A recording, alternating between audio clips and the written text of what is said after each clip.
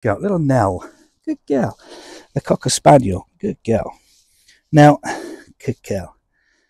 She's only been with us for about a day, and come on in, sweetheart. She's not as confident as she would be, particularly in her own home. So we're in the stage of making friends, building a bond, allowing her to build that trust in me and all of that kind of stuff, which we do with every dog that comes in. You've got to do it even before you can start. Come on, sweet. Come on. Before you can even start teaching.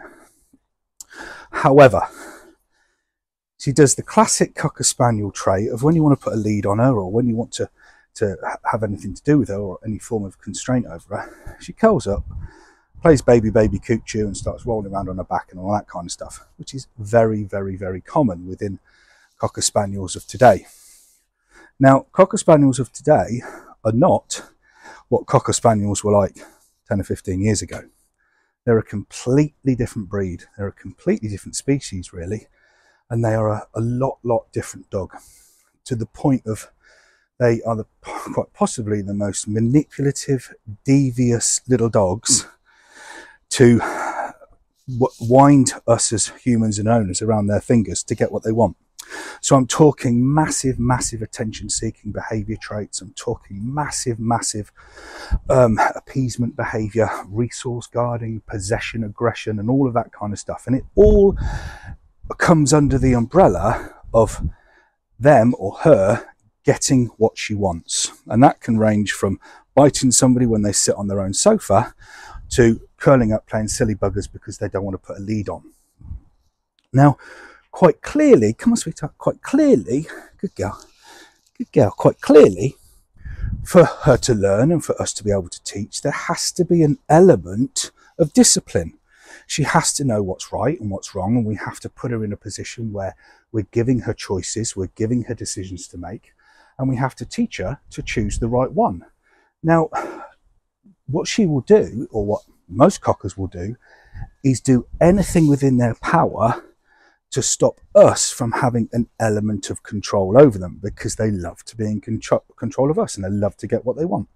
So the second that we do try to put a little bit of restraint in terms of discipline, structure, boundaries, routine, and all the good stuff that they actually need, then they instantly turn into silly buggers and start offering us attention-seeking behaviour in the form of running away, hiding, rolling over, curling up, and all of that kind of stuff.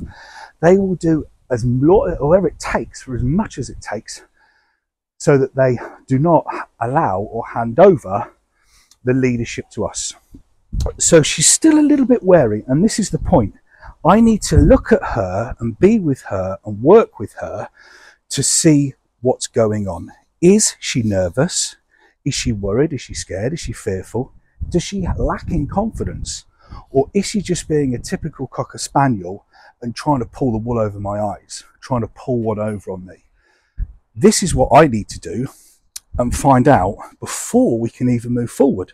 Because if it is just she's trying to pull the wool over my eyes, we clearly aren't going to allow that to happen, and we need to approach her training program a little bit differently to if she is genuinely fearful, or she's genuinely scared, or she's genuinely just doesn't have any confidence. Come on, sweetheart. Good girl. But all the time that I'm talking rubbish walking up and down this run, she doesn't know it, but subconsciously she is now being taught, come on, sweetheart, to walk on a loose lead.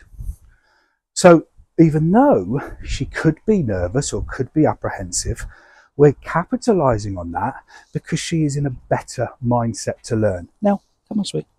She's not wired. She's not crazy. She's not going absolutely bonkers to see what's at the end of the rainbow and completely disregards us. Come on, sweetheart. Good girl. Completely disregards us and doesn't even know that we're on the end of a lead.